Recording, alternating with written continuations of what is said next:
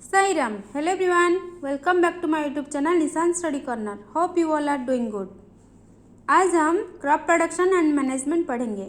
ये इस चैप्टर का लास्ट क्लास है। पढ़ें? चलो पढ़ते हैं। Let's go and continue chapter 1 of class 8 science. Let's go. पढ़ने से पहले थोड़ा प्रीवियस क्लास डिस्कस कर लेते हैं। चलो, पहला क्वेश्चन क्या है? What are weeds? वीड्स क्या है? These are unwanted plants that grow along with crops and compete them for air, water, nutrient and sunlight. ठीक है। Next question, what is harvesting? Harvesting process क्या है? The process of cutting, gathering mature crops is called harvesting.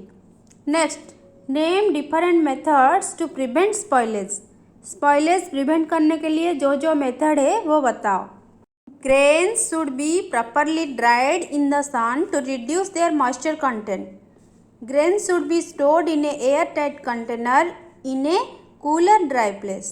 The correct levels of temperature and moisture should be maintained. Dried neem leaves and turmeric can be used to keep pests away. ठीक है?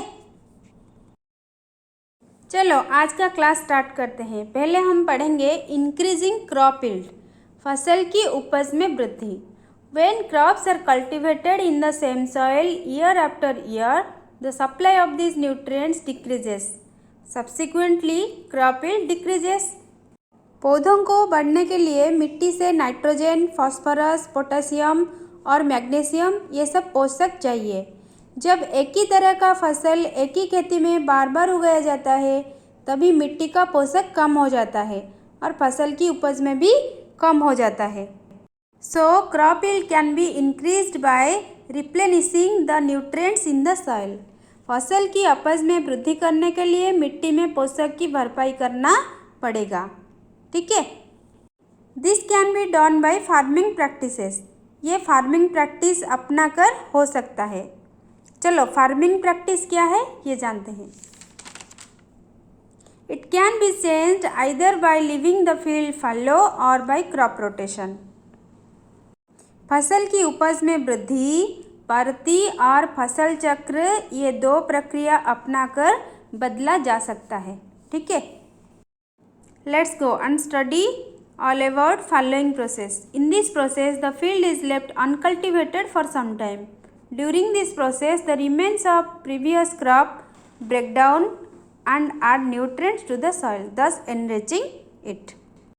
इस process में खेतों को कुछ दिनों के लिए बीहड़ करके रखा जाता है। उसी समय पर पहली फसल का खंडहर टूट फूट जाता है और उसमें पोषक मिला दिया जाता है। इसी प्रकार फसल की उपज में वृद्धि होता है। ठीक है। नेक्स्ट देखो, क्रॉप रोटेशन, फसल चक्र क्या है?